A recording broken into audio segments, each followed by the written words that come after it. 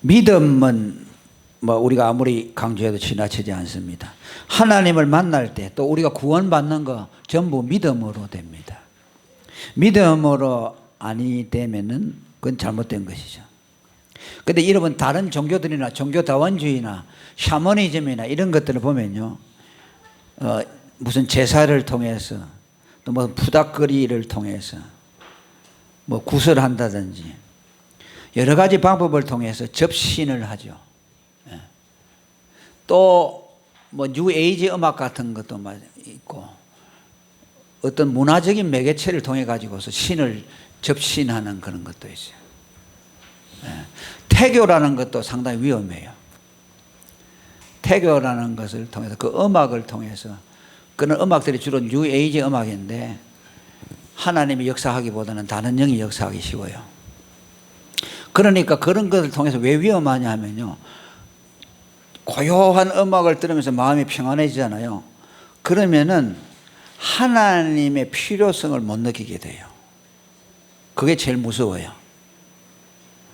사람이 고통스럽고 막 심란하고 이럴 때 우리가 하나님을 찾게 되는데, 그런 것들이 내 삶의 모든 필요를 다 충족하고 마음이 편안하고 이런 게 되면은요, 그것이 하나님을 대신해 버리는 것이기 때문에 뉴에이지가 그런 게, 또 그것이 갖다 주는 평안이라는 것이 상당하거든요. 그 영적인 평안은 아니지만은 마음의 평안, 심리적인 평안이죠. 그럼 그것을 경험하잖아요. 그것을 경험하면 영적인 평안에 대해서 둔감해져요. 분별력이 안 생겨져요. 그래서 그 영적인 하나님으로부터 오는 평안과 문화적인 거, 그런 것에서 오는 평안이 혼란이 생겨버려요. 그럼 계속 그쪽 방향으로 흐르게 되고 거기에서 위안을 찾고 마음의 평안을 찾으면은 하나님에 대한 갈급한 마음이 자꾸 없어져요. 이제 그런 것들이 지금 유럽 같은 데서 기독교가 쇠퇴하는 이유죠. 충분히 기독교가 없어도 그것을 대체할 만한 것들이 나타난다고 말이에요. 나타나니까 안 믿게 돼요. 그러니까 그런 사람들은 결국은 뭐냐면 하나님을 만나는 경험이 없는 사람들이겠죠. 예를 들면 뭐 미국에 있는 사람들이 한국에 와가지고 불교에 심취해가지고 중이 된다거나 또 뭐 참선을 한다거나, 이런 사람들은 참선을 하면서 마음의 평안을 얻었다고 하거든요. 전에는 기독교인이었다고 해요. 그러면 그 사람은 기독교에 있을 때보다 불교에 와서 참선을 함으로 더 마음의 평안을 얻었다는 거죠. 그건 뭘 말할까요? 수평 이동했다는 말은 아니죠. 그 사람은 과거에 하나님이 주시는 평안을 경험해보지 못한 사람이에요. 그 사람이 하나님으로 말미암아 예수 그리스도와 통해서 하나님과 화목함으로 오는 평안을 맛봤다면은, 그런데 눈을 안 돌리죠.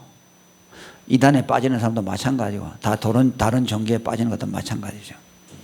그러니까 우리가 하나님을 만나고 하나님과 화목하고 여러 가지 은혜들을 경험하는데, 그것은 오직 믿음이라는 한 가지 방편을 통해서 하게 했어요. 무당들은 막 구슬하잖아요. 막 강렬한 음악을 하면서 막 징을 치고 춤을 추면서 그때 강신하죠. 신이 내리는 거죠. 그러니까 옛날에 히피 같은 사람들도 또 락 음악 같은 게 있잖아요. 아주 파괴적이죠. 그 음악의 락앤롤 같은데 몰입하면요, 이상한 엑스타시에 들어가요. 거의 종교의 수준에 들어가요. 그런 가운데 이제 악한 영이 임하기도 하고, 또 그런 것이 이제 음악이 종교로 색깔을 바꾸게 돼요. 그게 이제 뉴에이지 음악 같은 것도 마찬가지인데, 그런 것들을 통해서 그들은 소위 이제 신을 만났다고 해요. 접신했다고 해요. 그러니까 좀 여러분 음악 하는 사람들 중에서 음악을 종교처럼 만드는 사람들이 있어요. 우리나라도 그런 사람들이 있어요. 그냥 그 사람에게 음악은 음악이 아니에요. 거의 종교예요. 대중음악이지만은 상당한 수준의 경지에 올라가는 사람들이 있어요. 그런 사람들은 예수를 통해서 하나님을 만나야만 되죠. 그러기 전에는 돌아올 수가 없어요. 우리 하나님은 예수 그리스도를 믿는 믿음으로만 계시됩니다. 예수님을 통해서만 하나님이 우리에게 오도록 돼요. 그래서 예수님을 히브리 12장 2절에 믿음의 주라고 말씀하죠. 믿음이 아니면 하나님을 만날 길이 없습니다. 율법주의자들은 율법을 진실하게 지키는 것을 통해서 하나님을 만날 수 있다고 말합니다. 또 케이크 교도들, 이런 사람들은 침묵 가운데 신이 임재한다고 해요. 그래서 그 사람들은 침묵하고 있어요. 케이크 교도들은 기독교라는 이름을 갖고 있지만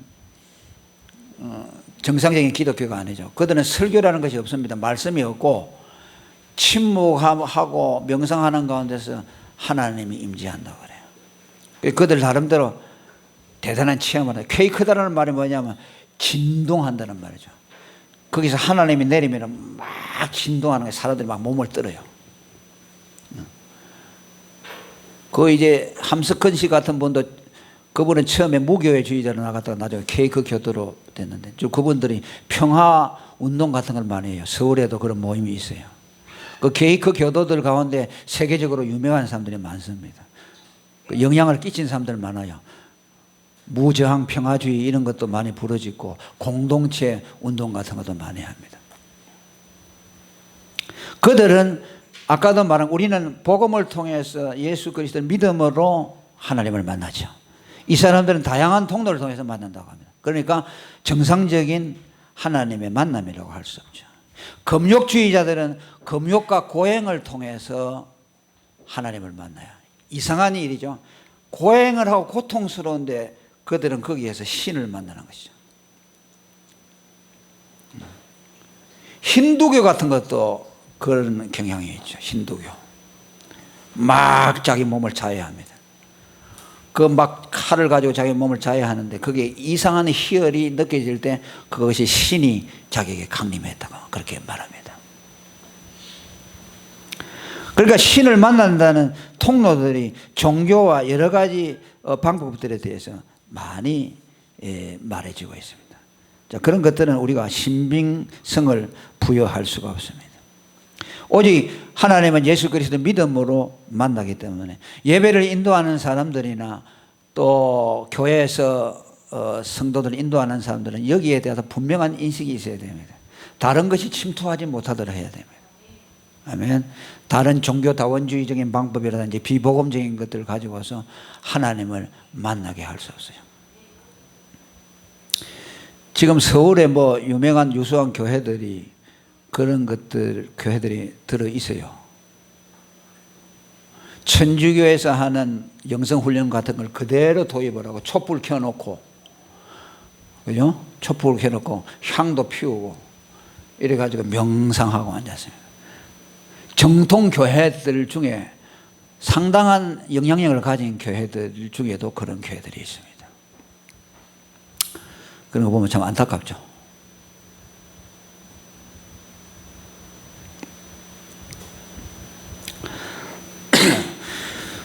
이 믿음은 반드시 구원과 지킬이에요.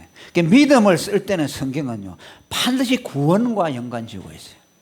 믿음은 다른 데 쓰는 것이 아닙니다. 믿음은 구원 얻는 것이에요. 믿음 가지고 무슨 용기를 얻는다거나 삶에 무슨 뭐 이런 걸 활력을 얻는다거나 이런 것들은 다른 종교들이 그렇게 하죠. 믿음을 활용하는 거죠. 믿고 용기를 냅시다 이런 얘기하죠. 믿음은 그런 용도로 쓰는 것이 아니고 구원의 용도로만 쓰게 되어 있어요. 구원 외에 믿음을 쓴다면 그거는 남용하는 것이고 왜곡하는 것입니다. 여러분 성경에 여러분 믿음과 관련된 사건들이 많이 나오죠. 예수님이 왜 믿음이 없느냐 하고 막 풍랑에서 막 배가 흔들릴 때 제자들 향해서 제자들이 두려워하니까 왜 믿음이 없느냐 하고 막 여러 가지 얘기했죠.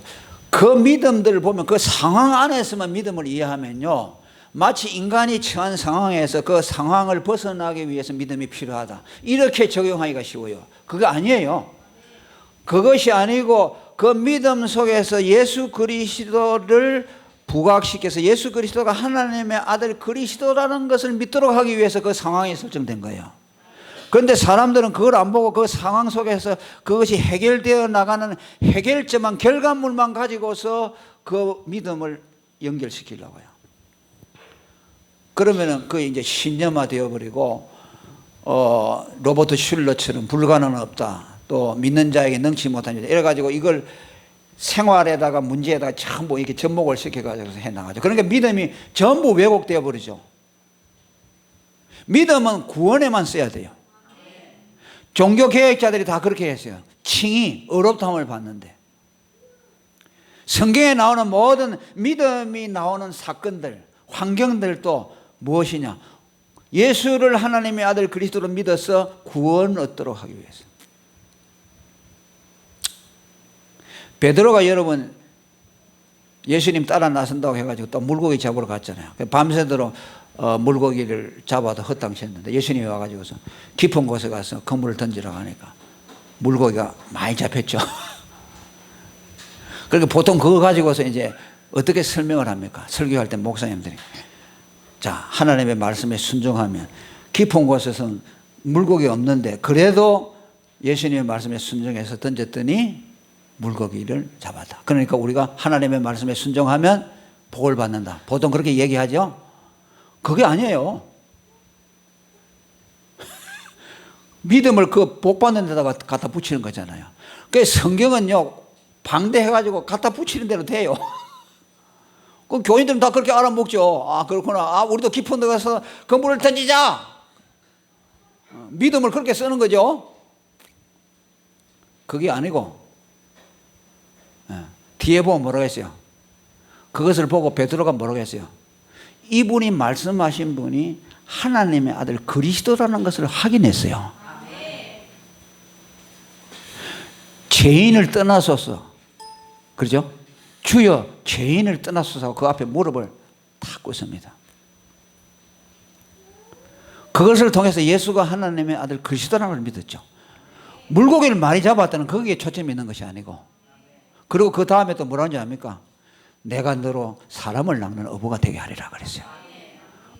그 물 사건을 통해 뭘 보여줍니까? 그로 하여금 예수가 하나님의 아들 그리스도를 믿고 복음 전도자로 늘 쓰겠다는 걸 보여준 거예요. 그 사건에. 얼마나 달라요 내용이. 그게 목적이잖아요. 그걸 통해서. 그래야 믿음이라는 것을 제대로 쓴 것이죠. 예수가 하나님의 아들 그리스도라는 것을 믿고 구원 얻고 그 다음에 그분의 구원을 주는 복음을 위해서 헌신하도록 하는 것이죠.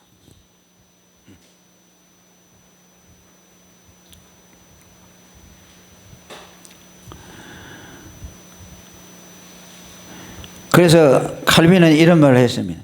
믿음을 오직 어렵다 하는 믿음에만 국한시켰다.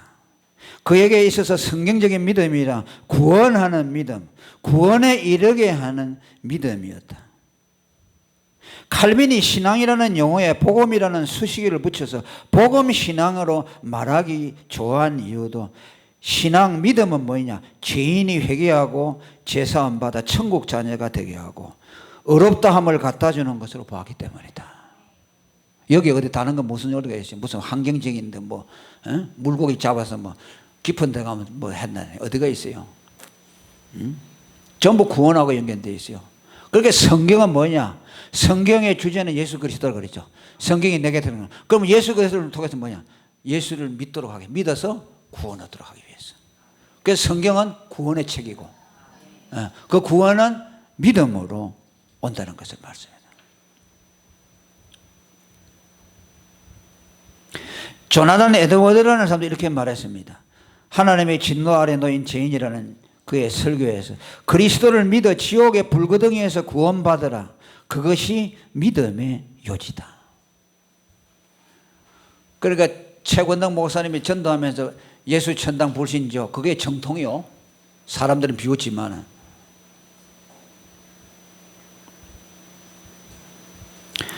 그는 평생 노 샘퍼턴이라는 그 교회에서 설교할 때에 그분은 유명한 신학자고 철학자입니다. 조나단 에드워드는 일반 세계사에도 알려져 있는 사람입니다. 그런데 그분은요 항상 강단에서 뭘 말하냐? 믿음으로 어렵다함을 받는다는 여기에 초점을 맞춰 설교했어요. 평생을. 왜? 그것이 성경의 본질이고 믿음의 주제이기 때문에. 청교도 전도자 존 번연도 역시 그의 설교의 목적을 죄인을 구원하는 데 두었다고 말합니다. 나는 전도하고 있는 때 어느 설교의 경우에도 꼭 마음속에서 영혼의 구원에 유효한 말씀을 달라고 하나님께 열심히 부르짖었다라고 말합니다. 영혼 구원이죠. 조지 휘필드도 그의 평생의 설교의 중심 주제는 거듭나는 것과 천국에 대한 것이라고 말했어요. 예수 믿고 거듭나서 천국 가는 것. 이것이 그분의 설교의 평생의 주제라는 말씀입니다.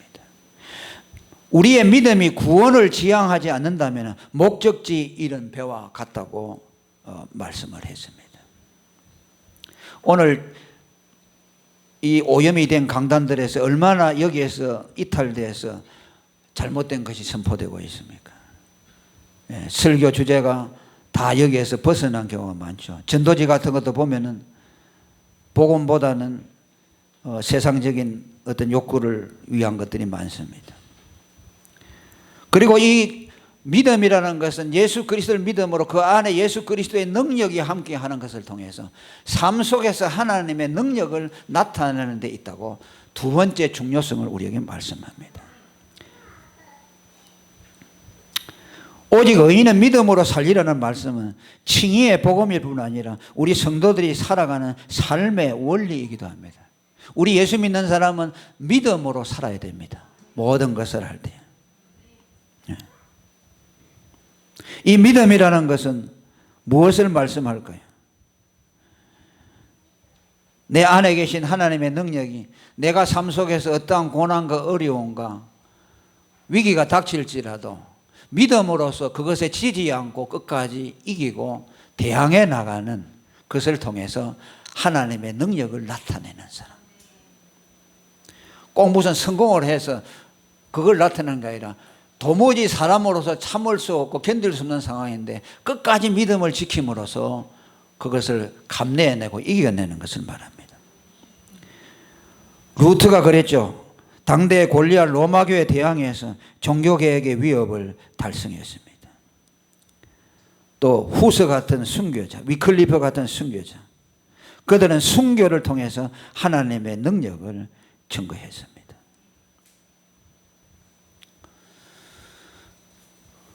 그 믿음은 우리를 구원해 주실 뿐만 아니라 그 믿음을 통해서 우리 안에 계신 하나님의 능력, 하나님의 자녀로서의 능력을 나타내는 것이 믿음의 중요한 역할이라는 것을 말씀합니다.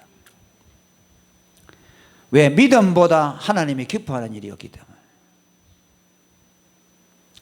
보이지 아니하는 하나님을 믿는다는 것은 세상 사람들에게는 어리석은 일로 보이지만 보이지 않는 하나님을 끝까지 믿고 그분을 의지하는 것을 통해서 우리는 하나님의 영광을 드러내게 됩니다. 아브라함은 아들을 주신다는 하나님의 약속이 드디어 이루어졌음에도 하나님의 말씀을 의심하지 아니하고 하나님께 영광을 돌렸다고 말합니다. 여러분, 성도들이 믿음의 능력을 나타낸다고 할 때 오늘 소위 말하는 것처럼 뭐 예수 믿어가지고서 무슨 큰 능력, 무슨 뭐 이런 것들이 아니라 전부 고난 가운데서 그 고난을 이기는 것을 통해서 하나님의 능력을 나타냈어요.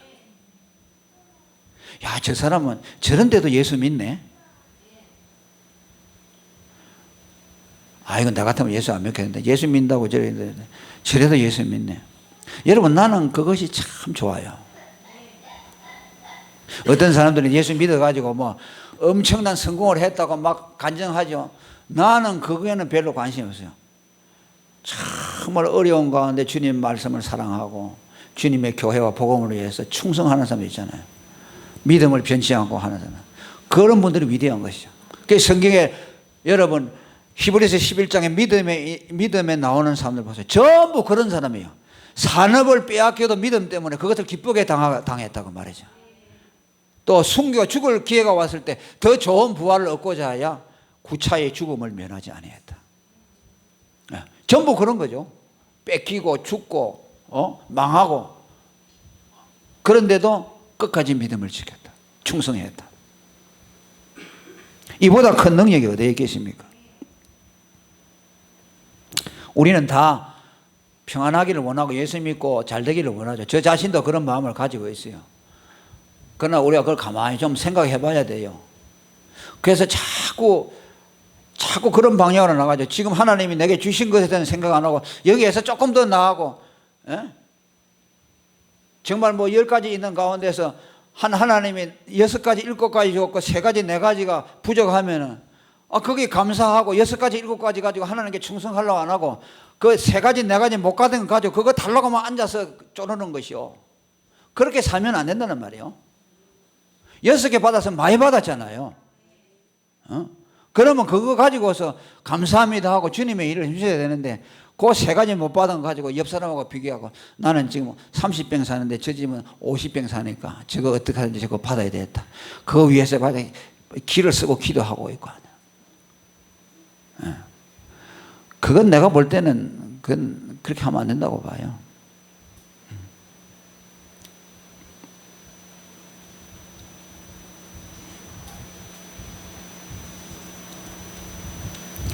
하나님은 믿음을 통해서 영광을 나타냅니다. 요한복음 11장 40절도 너희가 믿으면 하나님의 영광을 보리라.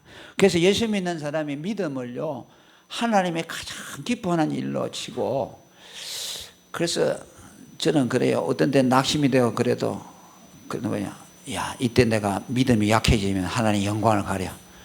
이런 때 내가 믿음을 나타내야 돼. 오기가 발생. 그래서 그래. 그래도 의지하고 또 믿고 의지하고.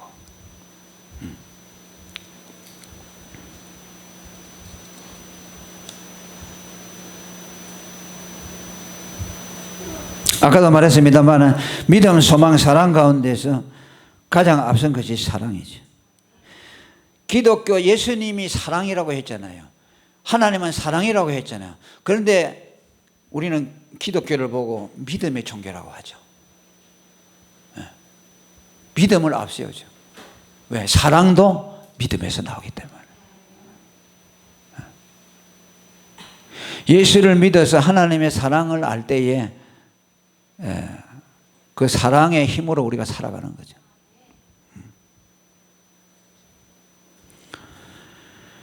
또 우리가 넘어졌다가도 다시 회복하는 것도 믿음이죠. 항상 다시 일어날 때 뭘 가지고 일어납니까? 그리스도의 십자가를 지팡이로 삼고 그분을 믿음으로 다시 일어나고 새 출발하고.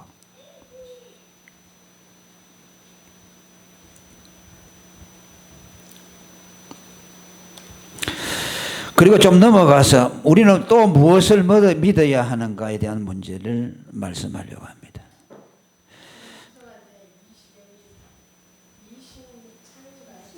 예. 그래요. 꼭 좀 읽어보셔요. 그 책을. 그 예수를 믿으면 의롭다함을 받는다. 예수를 믿으면 의롭다함을 받는다. 구원받는다고 말. 아시겠죠? 예. 그러니까 우리가 믿음으로만 구원받는다. 다른 것을 구원받지 못한다. 그 이제 그 말이 한문 용어예요. 한문 용어니까 이제 그런데 그것이 이제 특별히 젊은 사람들은 또 그 얘기를 하면 모르는 사람들도 많아요. 무엇을 믿는가, 믿어야 되는가? 첫째, 하나님의 사랑, 그분이 거저 주시는 은혜를 받아들이는 것이 믿음이다. 칼빈도 하나님에 대해 가장 우선적으로 알아야 할 지식을 그의 인자하심 사랑이라고 말했습니다. 하나님에 대해서 알아야 할 것들이 많지만은 그분이 인자하시며 우리에 대해서 오래 참으신다는 것을 믿어야 한다고 말합니다.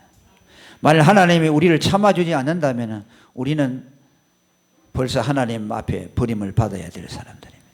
그의 사랑은 그의 오래 참으심에서 나타나고 있습니다. 성경에 무수한 내용들이 많이 담겨 있지만 성경이 지향하는 바는 하나님이 얼마나 자비하신가를 우리에게 알려주기 위함이라고 말씀했습니다.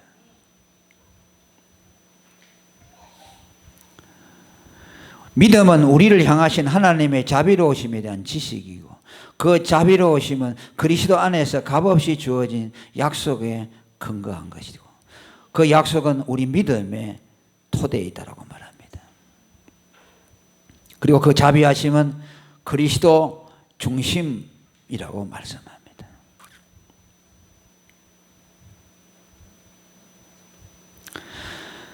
따라서 우리가 하나님을 믿는다고 하는 말은 예수 그리스도 안에 있는 하나님의 사랑을 믿는다는 것과 같습니다. 요한복음 3장 16절 하나님이 세상을 이처럼 사랑하사 독생자를 주셨으니, 그렇죠. 하나님의 사랑의 실체가 그의 독생자를 내어주는 것이죠. 그래서 사실은 하나님을 믿는다는 말은 하나님 그리스도 안에 있는 하나님의 사랑, 예수 그리스도를 믿는다는 뜻입니다. 성경에서 하나님을 믿는 것과 예수를 믿는 것에 대해서 요한복음 14장 1절에 말씀했죠.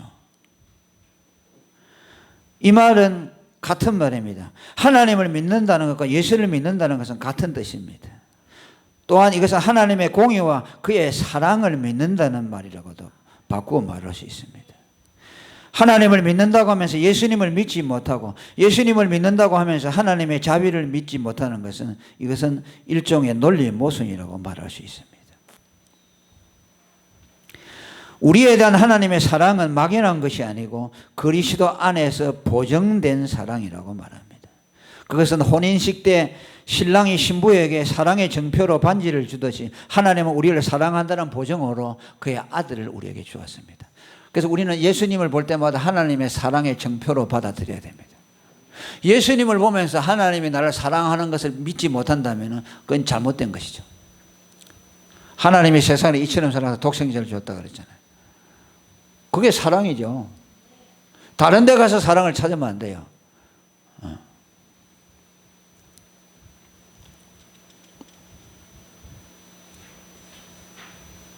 그리고 믿음은 그리스도의 죽음을 속전으로 받아들이는 것이다. 예수님을 우리의 대속자로 받아들인다. 아까도 두어 번 언급이 되었습니다. 그리스도에 대한 정확한 지식, 우리 믿음의 정확한 내용은 예수 그리스도를 대속자로 믿는 겁니다. 마태복음 20장 28절에 그가 오신 것은 자기 생명을 많은 사람의 대속물로 주기 위함이라고 했습니다.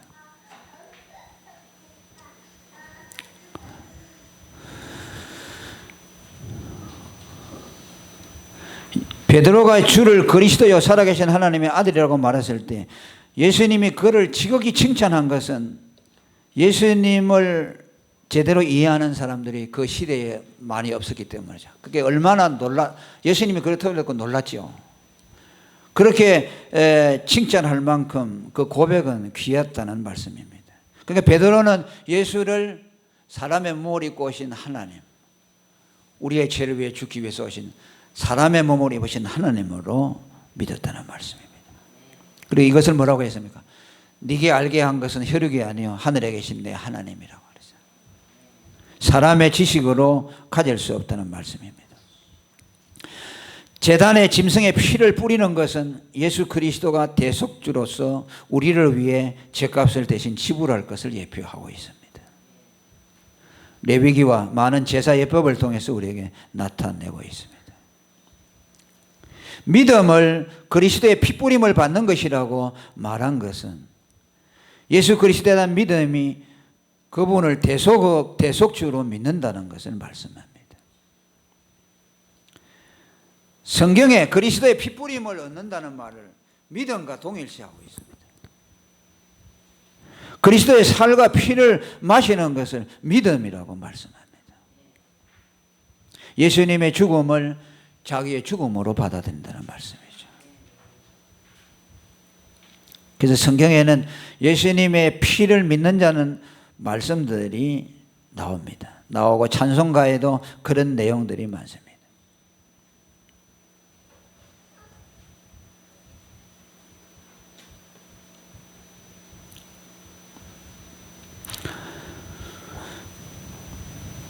지성소 위에 하나님의 임재하신 것은 그리스도의 피가 뿌려진 곳에 하나님이 임재한다는 것을 말하고, 그 예수님의 대속은 곧 하나님과 우리 사이를 화목해서 하나님이 우리에게 임재하시는 방편이 된다는 것을 말씀합니다. 그리고 이 믿음은 복종이라는 측면에서 아무나 가질 수가 없다는 것을 우리는 기억해야 됩니다. 자, 믿음이라는 것이 무엇일까? 우리가 그저 단순히 지적으로 동의하는 것일까? 그 믿음의 숨겨진 속성은 복종입니다. 이것은 뭐 우리가 율법을 복종하는 것이 아니고, 하나님이 그의 아들을 우리의 대속주로 내어주시면서 그 아들을 너의 의로 삼으라고 명령하실 때에 그 명령에 복종하는 것이 믿음이죠. 그럼 예수를 안 믿는 사람은 왜 안 믿느냐? 하나님이 그의 의로 내어주신 그 아들을 받아들이지 아니하는 거부가 불신앙이에요. 그래서 그것은 지적으로 수용하느냐 안 하느냐의 문제가 아닙니다. 지적으로 동의하느냐 안 하느냐가 문제가 아니라 자기의 마음을, 의지를 써서 그것을 자기의 전 마음으로 받아들이느냐 거부하느냐의 문제라는 말씀이에요. 그래서 성경에는 믿음을 복종이라고 표현하고 불신앙을 불순종이라고 표현한 것이 많습니다.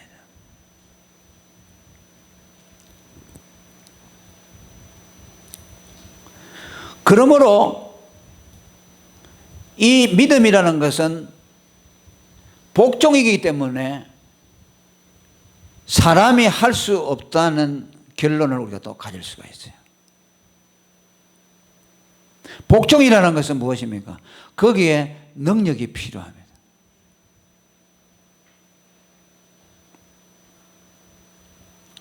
거짓된 믿음이라는 것이 그 속에 기생할 수가 없어요.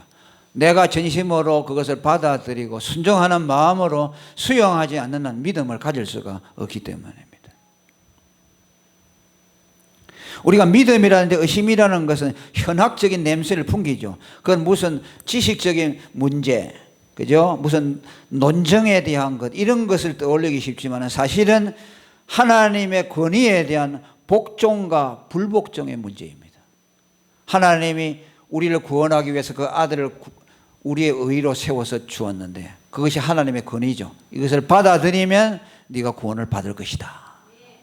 그걸 어떤 사람이 받습니까? 그 권위에 복종하는 사람이죠. 하나님의 권위에 복종하는 사람은 받을 수 있고 그 권위를 거부하는 사람은 그것을 받아들일 수가 없죠. 그러니까 불신과 믿음이라는 것은 그저 지적인 문제나 현학적인 그런 문제가 아니라 우리의 의지가 투여된 그런 행동이다. 그래서 불순종을 완악함이라고도 말씀을 하는 것은 그것이 하나님의 권위에 대한 의도적인 거부이기 때문에 그렇습니다. 하나님을 항거하는 태도라고 말할 수 있어요.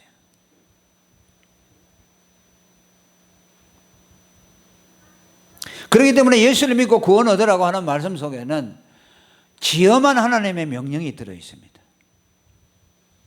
그것을 받아들이지 않으면 하나님의 심판이 임합니다. 그러니까 그것은 창조주로서 절대적인 심판자로서 우리에게 주시는 말씀이에요. 그러니까 여러분 우리가 나가서 전도할 때는 그러잖아요. 예수 믿고 구원 얻으세요. 웃으면서 그러잖아요. 굉장히 부드럽게 하잖아요. 그죠? 그런데 그 말은 너무나 무서운 말이에요.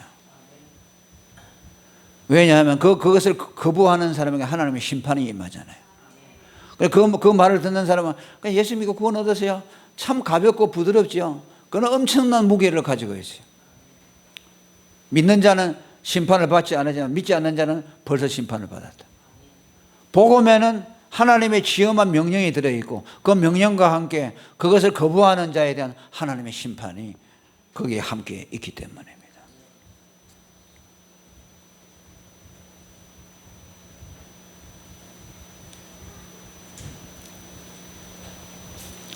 그리고 믿음은 온전히 성령의 역사로 되는 것이고 또 하나님이 창세전에 구원 주시기로 예정된 사람, 그래서 성령으로 거듭난 사람, 예수가 그를 위해서 죽은 사람, 예수님이 죽을 때 어떻게 죽었습니까? 그가 그리스도 안에서 창세전에 택해놓은 하나님의 자녀 있잖아요. 그들의 죄를 다 예수님이 십자가에서 2000년 전에 그가 담당하고 죽었습니다. 예수님이 죽을 때 그분 혼자 죽은 것이 아니고 우리들과 함께 죽었죠. 아멘. 우리들의 죄를 지고 죽었기 때문에 그때 이제 우리가 거듭나는 기초가 마련되죠. 그러니까 거기서 거듭나서 예수님이 위하여 죽은 사람만 복음을 들을 때에 그 복음의 믿음으로 반응할 수 있어요. 예수님이 그 사람을 위해서 죽지 않았잖아요. 그럼 그 사람은 상관이 없어요. 그러니까 복음을 전해도 안 믿는 거죠. 이제 그런 사람을 택하지 않는 사람이라고 말하는 거죠. 택한 사람만, 거듭난 사람만 예수 복음을 믿을 수 있고 안 그런 사람은 그것을 받아들일 수가 없어요. 그러니까 믿음은 모든 사람의 것이 아니고 사람의 힘으로 믿을 수가 없고 오직 성령으로 하나님의 선택을 받은 사람만이 믿을 수가 있다는 말씀입니다.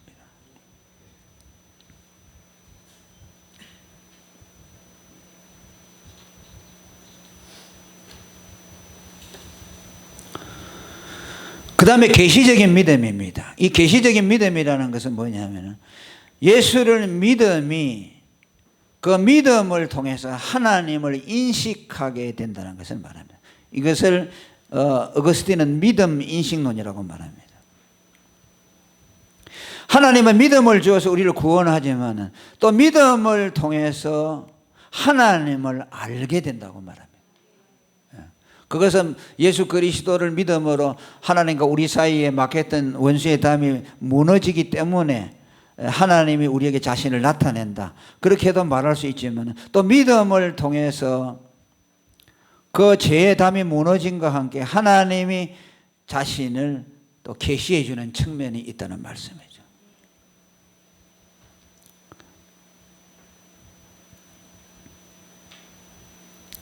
그래서 어거스틴이라는 사람은 이렇게 말했습니다. 나는 하나님을 알기 위해서 믿는다. 그렇게 말씀했어요. 우리는 어떻게 합니까?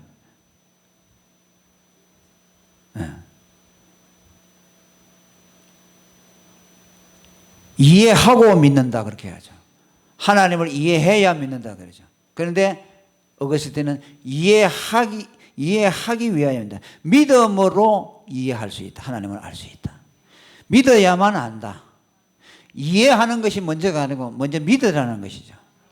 그러니까 예수님이 사람들에게 복음을 줄 때 이해하라고 하지 않고 나를 믿으라고 했잖아요. 처음 보는 사람한테, 아무것도 모르는 사람한테, 이방인들에게 나를 믿으라고 했어요. 왜 그렇습니까? 예수를 믿어야만 하나님을 알게 되기 때문에. 그래서 예수님이 사람들을 뭐 세상적인 말을 가지고서 설득시켜 가지고서 뭐 논증을 해 가지고 막 뭐 세상 지식을 가지고서 설득해서 믿게 하는 것이 아니고 무조건 믿으라고 그랬어요. 믿으면 하나님이 알아진다. 그에게서 지혜와 계시의 정신이 열려져. 예수님의 대속이 그와 하나님 사이를 막아놓은 것들 다 이렇게 걷어지게 하고 소경의 눈을 뜨는 거죠. 그때 비로소 하나님을 알게 되는 거죠. 그걸 보면 처음에 나는 그랬어요. 왜 설득을 해가지고 알아라 뭐 설명을 해주지 않고 예수님은 무조건 만나는 사람보다 나를 믿으면 된다, 믿으면 되냐. 그게 뭐냐면 우리가 믿는 하나님은 믿음으로 알아지는 것이구나. 믿음이 먼저구나. 그죠? 그래서 그 믿음을 계시적인 믿음이라고 하는 겁니다.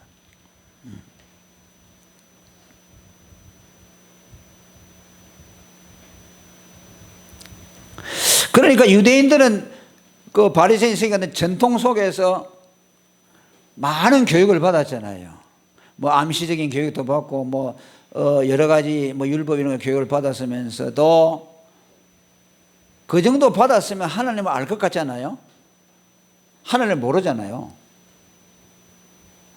왜? 계시가 없기 때문에, 계시의 방편이 없기 때문에. 하나님은 사람이 노력해가지고 찾아가지고 막 발견해서 알아지지 않아요. 그 철학자들이 왜 철학의 궁극적인 목적은 하나님의 신을 발견하는 데 있어요. 그런데 철학자들은 전부 실패했잖아요.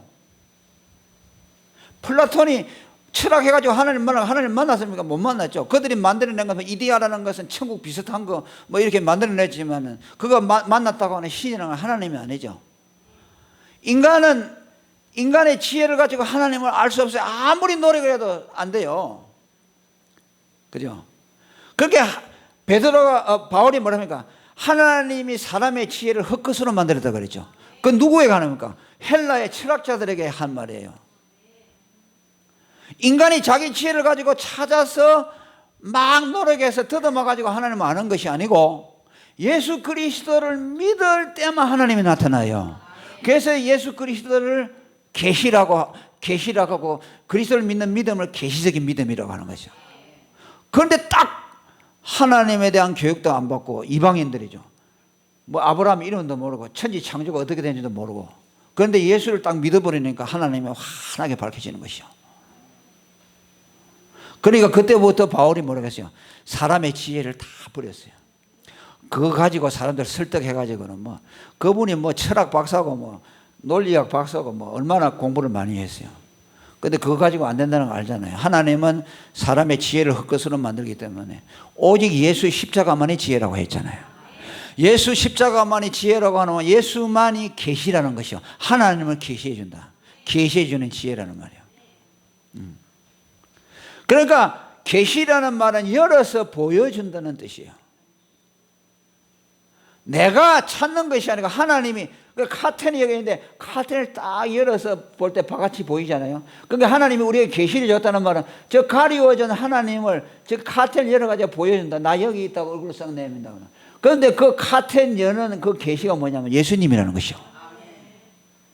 예수의 십자가를 믿으면은 저 카텐이 싹 거두어지면서 숨겨져 있던 하나님의 얼굴이 보이는 거예요.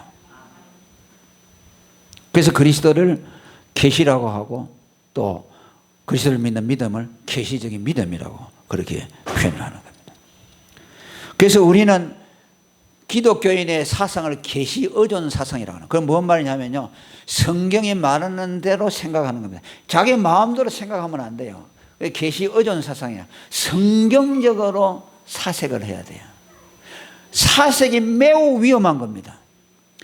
큐티라는 것이 매우 위험해요. 큐티를 할 때요, 성경을 모르는 사람이 큐티를 하잖아요. 그러면 세상에 막 지식을 갖다 대가지고 성경을 자기 나름대로 풀이해가지고 막 노트에 적고 그러죠. 그거 가지고 뭐 발표도 하고 그러죠. 아주 위험한 겁니다. 우리는 성경을 풀이할 때 성경으로 풀이해야 돼요. 그러니까 성경을 모르면 안 되죠. 자유주의 신학자들이 자기가 배운 건 세상에 무슨 서양 철학, 무슨 동양 철학 가지고 가서 성경을 푸는 거냐. 성경은 성령이 기록했는데 왜 철학을 가지고 풉니까? 안 되는 거죠.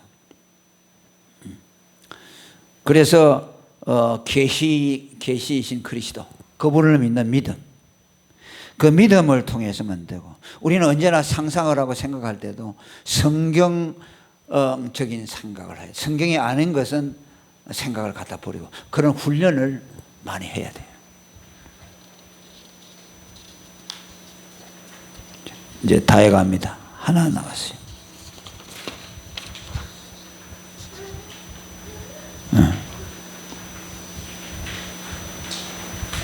그래서 구약 성도들의 신앙과 신약 성도들의 신앙이 다르지 않습니다. 물론 예수라는 이름이 나타난 것은 신약에 나타났고, 이제 예수님이 제사를 다 완성함으로 그분의 이름만 부르면 구원 얻도록 했지만, 구약에 믿었던 성도들이나 신약에 믿었던 성도들이 다 믿음이 같아요. 언제나 계시자이신 그리스도, 그분에 대한 믿음으로 제사를 드렸어요.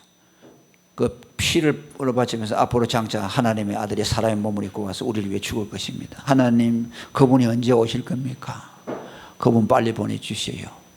그러면서 제사를 해요. 그러니까 하나님이 그 피를 보고 그들을 구원한 것이 아니라 그 피에 대한 피가 상징하는 예수 그리스도의 믿음, 그 믿음을 보고 구원했습니다. 그 믿음이 하나님을 알게 했어요. 그러니까 구약의 성도들도요, 그 그림자이신 예수 그리스도를 통해서 하나님을 알았어요. 그분을 믿었어요. 다른 건 믿었어요. 율법을 믿은 것이 아니에요. 또 율법과 선지자가 예수에 대해서 말했다고 했잖아요. 그 율법과 선지자가 뭡니까? 그분이 오실 것이다. 그분이 율법의 저주를 받아서 우리의 대속물이 되어줄 것이다 하는 것을 율법과 선지자가 말한 것이죠. 그래서 우리의 믿음은 그리스도고 그 그리스도는 에 대한 그 믿음은 하나님을 알게 하는 계시적인 믿음이다. 그래서 여러분이 하나님을 알기 위해서 인간적인 수단 방법을 다 버려야 됩니다. 여러분이 알고 있는 지혜도 버려야 되고 오직 예수님의 십자가, 오늘 결론이에요. 예수님의 십자가를 믿고 그분이 사람의 몸을 입고 해서 나를 위해 죽으신 하나님의 아들이다. 그 믿음을 붙들면 성령이 오셔서 여러분에게 예수를 알게 하시고 믿게 하시고 그 다음에 그 예수를 통해서 하나님을 알게 하시고 그리고 하나님과 예수로부터 나오시는 성령이 내 안에 그분에 대해서 그분의 사랑에 대해서 밝히 보여주시는 거죠. 예. 이것이 구원이고 또 이것이 교회가 해야 될 일이고 복음 전파하는 목적이고 또 교회가 그 복음 위에 세워져야 되고 이 일을 위해서 우리는 부름을 받았다 하는 것을 오늘 여러분이 기억하시면 좋겠습니다. 예.